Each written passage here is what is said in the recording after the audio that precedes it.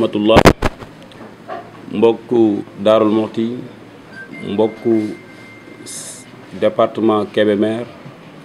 mbokku Sénégal ñoo ngi leen di nuyu yéen ñëpp ci nuyoo ba gën a kawe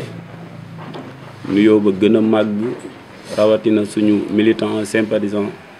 de l'intercoalition Wallu ak Yewwi Askan Wi tey nag ndaje mi li ko waral ndaje la moo xamante ni si pour saafoonteeg suñu militant ak suñu militante yi la sant leen gërëm leen mais aussi gaaral askanu Sénégal wépp ci résultats yi nga xamante ni c'est des résultats historiques pour l'histoire politique de Darou Mouhty mais aussi pour l'histoire politique du département de Kébémer, je peux même dire de la région de Louga. ñëpp xam nañ ni Darou Mouhty bërëb la boo xamante ni si yàgg nañ ko dégg mu defi jaloore ci wàllu politique depuis Léopold Senghor jusqu'au président Macky Sall ay figures tutélaires jaar nañ fi yoo xamante ni si def nañ ay jaloore te seen tur egg na fenn fu ne ci wàllu politique. jamono yiñ toll nag bu ñu waxee politique am na ñoo xam ne baaxoo nañ di leen dégg ci Darou ak li ko ak département Kébémer ñu def fi ce qu'on appelle la mainmise. bu ngeen seetloo xeexoo yàgg na fi ñu bokk ci même parti mais ay tendance forte yoo xamante ni si indi na fi ay jiixi jaaxa yoo xamante ni si yóbbu na Darou Mouhty fu ne. bu ngeen seetloo it am na ci figure yoo xamante ni si kenn musta wax schéma politique national te tudd ñu leen ci waaye loolu lépp am événement bu xew boo xamante ni si ak élection yoo xamante ni si ci conditions yu particulières lañ ko déroulé te ci conditions yu particulières lañ ñu ko serviré parce que xam ngeen ni mbër moo xamante ni si da nga koo dëkk te bëggut a bëre fenn fu ne dana fa laax-laax jëm ngir bañ a bëre lenn lu ne dana ko jéem a def ngir bañ a làmb ji sàjji waaye buñ demee ba njaw desinu xambin la leen dese mooy torpiller loolu moo indi tey jii ci l'histoire politique du monde nga gis liste bu dem sans titulaire wala liste bu dem sans suppléant kooku c'est une première dans l'histoire politique du monde ñiy def géopolitique ak géostratégie xam nañ li ñuy wax waaye loolu buñ ko bëggee de c'est sans compter sur la détermination ci parti yi nga xam ne ñoo ko seq muy la coalition Yewwi Askan Wi et la coalition Wallu face à de tels défis une stratégie s'impose. te stratégie boobu ci la coalition intercoalition Wallu juddu te loolu bi mu juddoo ñëpp ñi nga xam ne ay cadre lañ woon ci parti bi def ay concessions nangoo bàyyi seeni avantages nangoo bàyyi seeni privilèges pour conditions yi ñu mën ko créer pour résultat bi ñu am mu mën a am ndax ay la yéwén il faut le reconnaître résultat bi ñu am c'est le début d'un travail stratégique et méticuleux ndax bi ñu koy tàmbali nañ ko ci tàmbalin wu metti mais dañoo xam ni enjeu bi jar na ko Sénégal jar na ko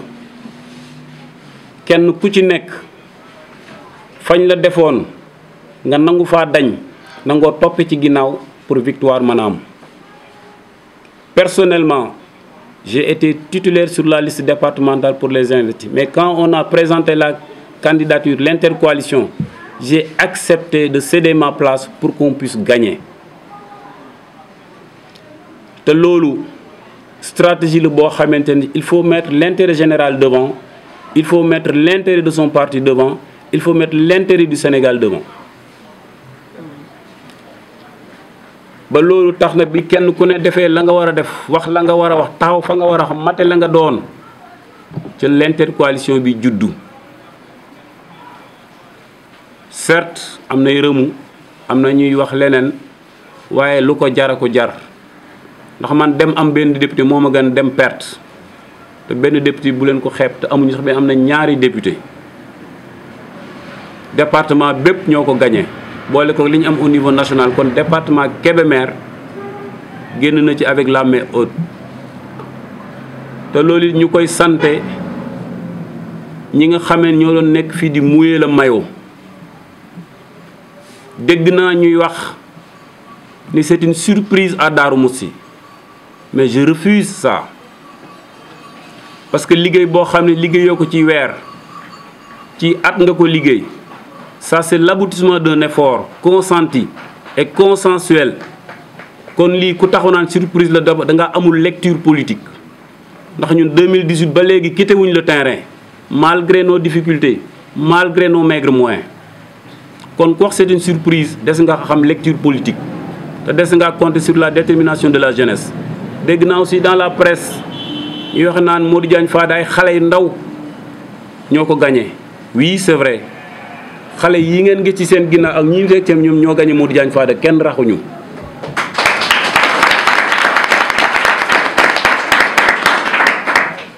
amul benn leader national je dis bien amul benn leader national bu teg tànkam fii Darou Mouhty ñëw soutenir ñu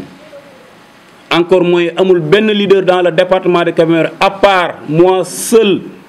qui habite Darou Mousty qui n'est jamais sorti Darou Mousty depuis la pré-campagne amul benn leader bu ñëw fii soutenir ñu lépp lu fi am Darou Mousty c'est les fils de Darou Mousty qui l'ont travaillé durement et qui ont obtenu cette victoire au bout de leur effort. kon Sénégal gépp lay témoigner loolu xam ne surprise amu fi liggéey bu mucc ayib moo fi am ànd kook suñu yaay jii di maire Soxna Samb bokk coalition wàllu ak honorable député Dabo Wañaan Serigne Koso Mbacké Modou Karaxé Moustapha Cissé Amdi Moustapha Diop Fallou Ndiaye Cheikh Faye Diop Dame Top Abdou Yali xale yëpp ñoo yoreen microcentral bi moom i bee la DJ ñooñu ñëpp ñooñu ngeen gis équipe bi nekk ci ginnaaw lépp ñoom ñoo travaillé la question de bout à bout. Serigne Moustapha Mbacké fàttewuñ li ci ëpp solo mooy gën cee émouvant kenn gën le wuñu communication dans le département de Kébémer je dis bien kenn gën le wuñu stratégie. parce que mën nañ ñoo xeeb ci at mën nañ ñoo xeeb ci ñàkk koom-koom mais la fertilité de l'esprit duñ nangu kenn gën ñu ci nekk en avant parce que expertise locale bi ñu am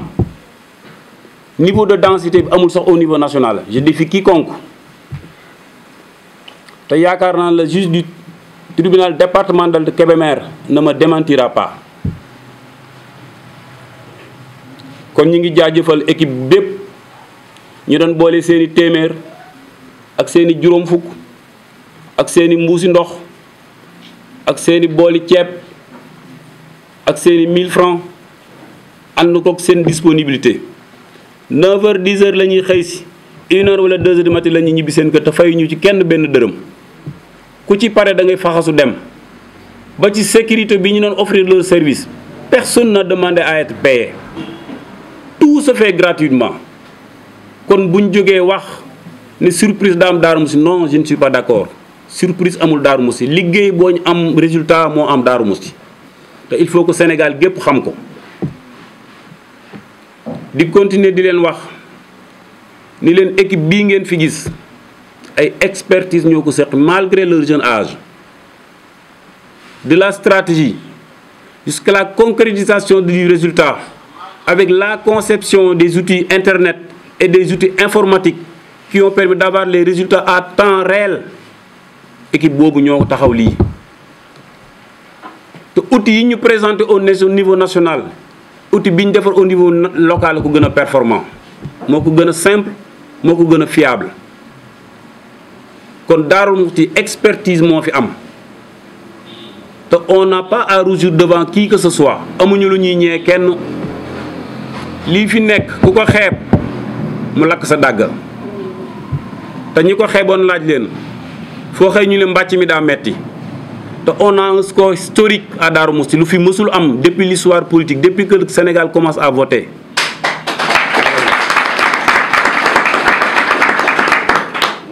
bu ñu demee ba ki nga xam ne moo nekkoon le colosse du département tout le monde avait peur de lui sauf les gars de Pastef et de Wallu bu mu demee ba jël téléphone am xam ne les carottes sont cuites mu woote reconnaître sa défaite féliciter ñu xam nañ y a un travail ce n'est pas une surprise te li am Darou Mouhty gii on a 7 centres de vote yenn centre yi 8 bureaux lañ nekk yenn yi 6 yenn yi 5 yenn yi 4 te amul benn centre bu ci Modou Diagne Fada gagné ak la coalition Benno Bokk Yaakaar centre yëpp l'intercoalition Wallu et Yewwi ñoo ko gagné avec la manière tous les bureaux de la commune de Darou Mouhty a été gagné par l'intercoalition ñu jóge ca genn kilifa gu mag ne ma yow mii yaa gagné Modou Diagne Fada ma ne ko waaw waaye bu ko wàññi defal ma ca Thierno Lo defal ma ca Ibrahima Sall defal ma ca Abo Sall defal ma ca Djili Mbacke defal ma ca Bali Mbacke defal ma ca Oumou Ba defal ma ca Cheikh Sall nga tëjal ma ko sëñ Modou Kara ñun ñëpp ñoo leen gagné fii Darou Mouhty te grâce à cette victoire on a fait de Pastef et de la coalition et de l'intercoalition Wallu Askan Wi la première force politique du département de Kébémer surtout à Darou Mouhty kon nañ leen xamal ni Macky Sall su ko neexee demander remboursement ak transport ñi mu doon liggéeyloo liggéeyuñ fi dara on était sur le terrain avec eux on les a pas sentis sur le terrain on a parcouru toutes les 7 communes de l'arrondissement de Darou Mouhty village par village tous les villages qui abritent des bureaux de vote ont été parcourus par l'intercoalition ñu di leen wax ne nee nañ ko def ci wala mani leen arrondissement Darou Mouhty bi li muy yaatu juróom-ñaari communes yi fi nekk yépp wër nañ ko amul dëkk boo xam ne si amul bureau de vote te teguñu fa suñ tànk saafonteeg responsable ya waxtaan ak ñoom passer le message passer notre discours parce que dañu doon jéem a lëre naan votre discours ne passe pas y a pas de fausseau Ousmane Sonko dañuy jaawale man leen duñ jaawale fi mu toll nii kenn nelawti fi ñëpp a yeewu ndax ñi doon tell ñoo dal ñi doon nelaw ba ñëpp yeewandoo kon kenn mënut a nax kenn te communication kenn duñu ko jàngal suñ ko jàngalewul ñun kenn duñu ko jàngal stratégie suñ ko jàngalewul kenn duñu ko jàngal bu nee surprise la ma waxaat leen ni leen du surprise ndax élection yi résultat analyse bu ñu def ci précédente élection yi lay on a fait une analyse froide de la situation des élections municipales point fort yi ñu am exploité nañ ko point faible yi ñu amoon corrigé nañ ko c'est sur la base de la correction de ces erreurs là qu'on est parvenu à les mettre à terre xam nañ fi seen stratégie nekkoon foofu lañ leen fekk bloqué ko ñëw bokk ak ñoom li ñu bokk ñun ñu préserver suñuy acquis loolooy stratégie loolu lañ leen gagné te sur le terrain du matin jusqu'au soir fu ñu làmb daj ñu kon d'accord ma ñu ni surprise la d'accord naa nag suñu ne ay xale yu ndaw ñoo leen gagné oui ay xale yu ndaw ñu ay élèves fi nekk ay étudiants les gens qui viennent d'être bacheliers mais mani avec la détermination et la force l'argent n'a pas de raison d'être fii xaalis tuule fii xaalis daw fi malgré nos maigres moyens on était la coalition la moins dotée avec de maigres moyens je dis et on est parvenu à construire loo xam ne ça rentre dans l'histoire politique du Sénégal tey jii ba Chine ce matin ñu ngi naan ñun élection bi ñu gën a intéressé au Sénégal mooy l'élection de Darou Mouhty parce que depuis 1998 jusqu'à 31 juillet 2022 Modou Diagne Fada kenn mus ko fi gagné élection tey jii buñ ko gagné élection c'est grâce à la coalition Yewwi Wallu te kon loolu du lu ndaw ku ko xeeb de ñun xeebuñu ko ndax xam nañ li ñu doon xam nañ li ñu liggéey it xam nañ li ñu enduré stratégie yëpp teg nañ ko benn doxul ba ci sax dem ba ci di ñu jéem a fenqali ci suñ biir essayé nañ ko mais ça n'a pas marché parce que li ñu lié moo gën a fort c'est de l'ineffable on ne peut pas le dire bëgg-bëgg askan wi yëg-yëgu askan wi yéenay askan wi ak ñam xemmemteefu bépp génn ci ndóol gi ak situation métti bi ñu nekk moo tax kenn ku ne takk sa ndigg nangoo xiif nangoo mar nangoo diñe nangoo fande mais li ma ko doon wax ci campagne bi diñe benn fan ñun moo ñu gënal xiif juróomi at.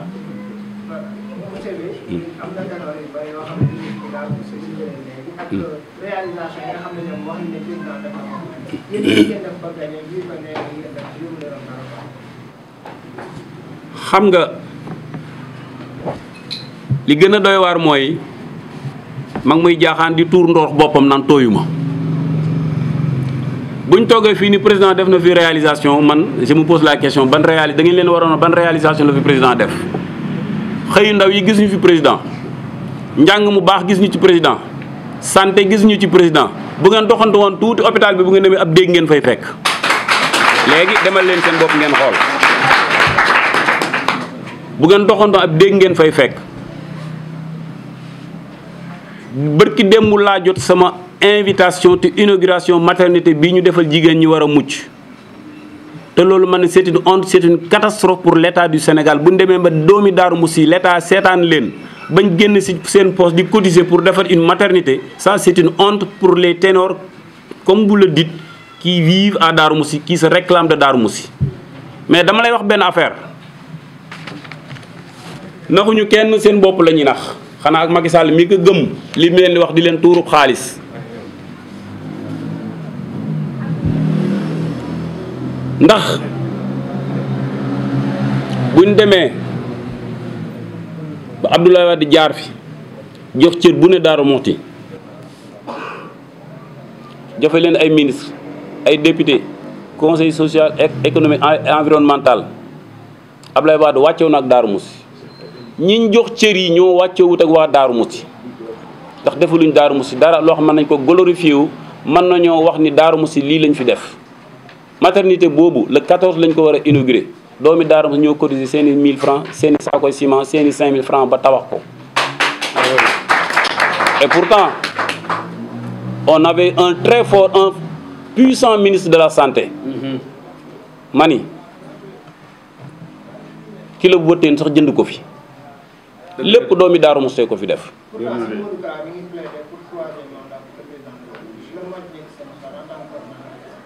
man li may wax man je ne parle pas de personne je parle de texte et de loi li constitution bi wax troisième mandat mënul nekk nul lañ wax nul ne peut exercer plus de 3 mandats plus de 2 mandats 2 mandats consécutifs premier mandat bi 7 ans la deuxième mandat bi 5 ans la ça c'est du français ku déggul français ñu tekk la dañuy kenn mbindeef mënut a def lu ëpp ñaari mandat yu tegaloo benn bi 7 ans la benn bi 2 ans la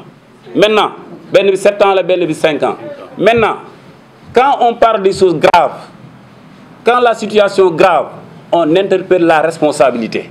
man je parle de texte et de loi et de la constitution bi xam ne moo ñu tënk ñun ñëpp. am nañu jàpp ne waa Daaru Muxti dañoo sanctionné régime bi nga jàpp ne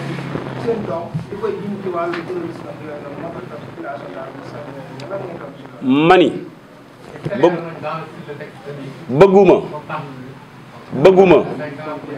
bëgguma ñuy politiser un dossier boo xam c'est un dossier très sensible qui demande de la responsabilité man le dossier jokkoon naa ci ñi ma ci war a jokkool lañ ci war a def ba mu jotee def naa ko ci ña ma ca war a waxal ba mu jotee waxtaan naa ci ak ñoom ñun bañ na ko durant toute notre campagne bëgguñu utiliser dossier boobu pour def de la sens Yewwi Askan Wi et du Pastef dans le département de Kébémer ma lay wax ne victoire bi moom kenn du ko confisquer en commençant par notre département. li ma ciy dolli mooy liñ naan lu waaye di wuyoo da koy nuroo ñun bañ waxee fi suñu résultat ñu def suñu dépouillement ba pare pendant que les gens font la fête sillonnent les rues on a pris nos responsabilités on a pris toute notre équipe informaticien pour se diriger vers Kébémer au tribunal départemental fa lañ passé toute la nuit ba 14h30 passé ci lañ soog a pare dépouillement bi résultats yi président tribunal bi trouvé ce sont les mêmes résultats que suñu équipe informatique trouvé amul benn chiffre bu ci waroo kon liggéey bu am solo te diñ leen xamalit ni leen résultat boobu lañ bëgg ñu publier donc kenn du ko changé ni ñu ko defee département Kébémer lañ koy defee département yi nekk Sénégal gépp et de la diaspora résultat victoire bi kenn du ko confisqué te suñ majorité waxuma la majorité relative de absolue lañ wax kenn du ko confisqué mu jeex waaw pour la version française je commence d'abord à remercier l'ensemble des personnes qui sont ici présentes, particulièrement à la JPS de l'intercoalition et les jeunes qui se sont donnés corps et âme pour l'obtention de cette éclatante victoire. Et je peux vous dire que je refuse d'entendre ou d'accepter ceux qui véhiculent ou donnent des pseudo-explications selon lesquelles ils disent que la victoire est une surprise. Il y en a même des gens qui disent coup de tonnerre à Darou Mouhty. Mais moi je leur dis, cette victoire, c'est le fruit d'un long travail. C'est le fruit d'un long processus d'élaboration et de planification de stratégie. Parce que nul doute que Pastef, en ce qui le concerne, n'a jamais quitté le terrain depuis 2018. Il ne se passe aucun mois, aucune semaine, sans qu'il y ait installation de cellules dans les quartiers et les villages. Donc venir me dire que cette victoire résulte d'une surprise me fait du mal. Parce que c'est de nier les efforts consentis par cette jeunesse. Ceux qui disent également qu'il y a des gamins qui ont terrassé Modou Diagne Fada et sa bande, là je leur dis oui, je suis d'accord avec eux.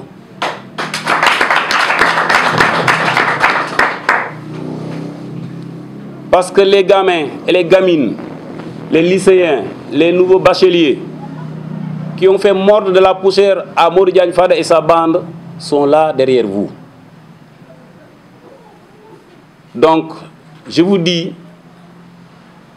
qu'avec l'abnégation, la détermination et la force de vaincre, l'argent n'a pas sa place. Je vous dis, malgré nos maigres moyens, on a su relever le défi. On a libéré le département de Kébémer. Malgré nos maigres moyens, malgré la jeunesse de notre équipe, on a su compter de nos mamans qui nous ont accompagnés durant toute la campagne. En l'occurrence, il y a Sokhna Samb de la coalition Wallu. Il y a aussi l'infatigable Cheikh Faye Diop, aussi de la coalition Wallu. Et de tous les gens qui m'ont entouré ici, à savoir l'honorable député Daba Wanyan à ma gauche, Serigne Kosso Mbacké à ma droite, pour ne citer que cela. Et malgré cette force, cette détermination, on a fait sans moyens. Il n'y a ni leader national, ni local qui est venu nous soutenir. La victoire de Darou Mouhty revient exclusivement à la jeunesse de Darou Mouhty. Et je peux vous dire que cette victoire entre dans les annales politiques du Sénégal. Parce que depuis 1998 jusqu'au 31 juillet 2022, Modou Diagne Fada régnait en maître dans le département de Kébémer. Mais grâce à cette jeunesse aussi déterminée, aussi généreuse, aussi convaincante, maintenant le département de Kébémer rentre dans l'escarcelle de la coalition, de l'intercoalition Wallu-Yewwi. Et à partir de ce jour, le parti PASTEF, qu'on le veuille ou non, devient la première force politique du département de Kébémer. Personne ne peut nous l'arracher, parce que c'est le fruit de notre travail. Malgré cette position stratégique, on a su mesurer l'intérêt du Sénégal, l'intérêt du département de Kébémer, en faisant mal à notre personne, en reniant à nos positions, en cédant notre place de leader de la coalition Yewwi Askan Wi pour qu'on puisse avoir l'intercoalition, pour qu'au moins les deux députés reviennent à l'intercoalition au département de Kébémer. À cela, je renouvelle ma confiance et mon soutien au président Ousmane Sonko qui m'a fait confiance, lui aussi, éviter de la répétition, et m'a confié le département de Kébémer et la commune de Darou Moussi en particulier. Les populations de Darou Moussi ont-elles voté contre le régime en place suite à l'arrestation de leur fils? Moi, je fais de la politique avec la responsabilité. Je ne fais pas de la manipulation. Je ne fais pas de la dérobade. Nous, tous les actes que nous posons, ce sont des actes qui ont un argumentaire solide. Moi, je refuse de politiser ou bien de dramatiser un dossier hautement sensible, où il y a des enjeux. La vie de cette personne est en jeu. Donc je refuse en fait de jouer sur sa vie. Ne serait-ce que pour sa dignité et la dignité de sa famille, on doit le laisser tranquille. Nous, en tant que responsables politiques,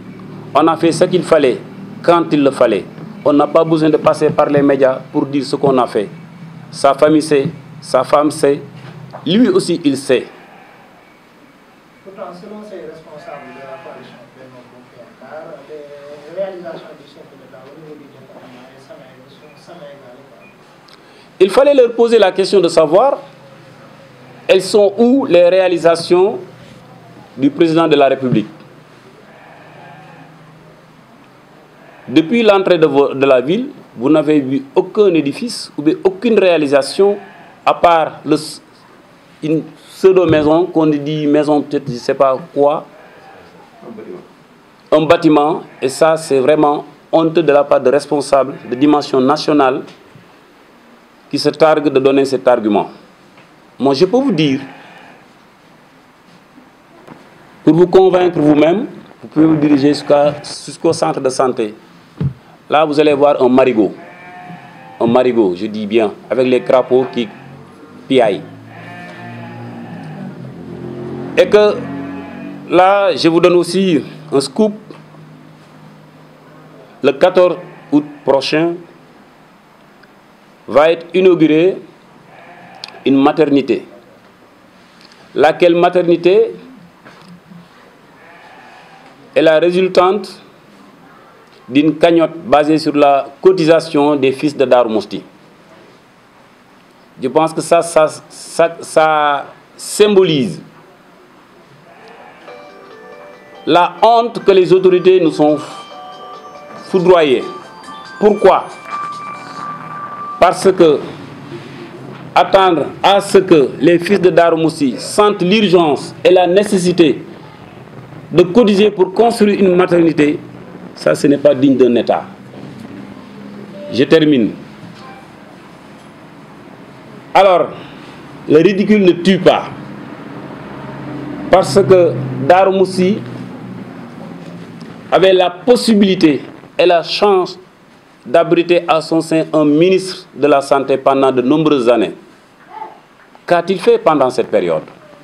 Qu'est-ce qu'il a réalisé au centre de santé? Même pas un ventilateur. Rien. toute la logistique que vous trouverez dans ce centre de santé, ce sont les réalisations des fils de Darou Mousty qui ont dit non. Donc je pense que venir ici, nous dire que Macky Sall a fait des réalisations à Darou Mousty, c'est de nous manquer de respect, c'est de nous insulter. Mais face à l'insulte,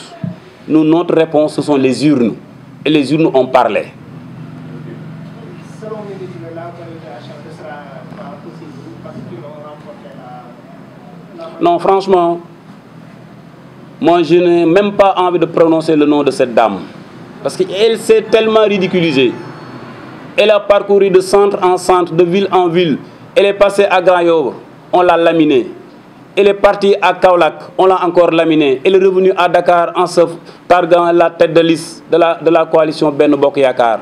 Mais franchement, cette dame-là n'a pas de leçon à nous donner. Elle n'a pas d'enseignement à nous donner. Nous, on sait ce qu'on fait, on prend nos responsabilités. Benno Bokk Yakaar, en aucune manière, elle ne peut pas avoir la majorité. Donc la cohabitation qu'elle ne veut pas entendre parler aura lieu et la cohabitation, comme dit l'autre, est inévitable.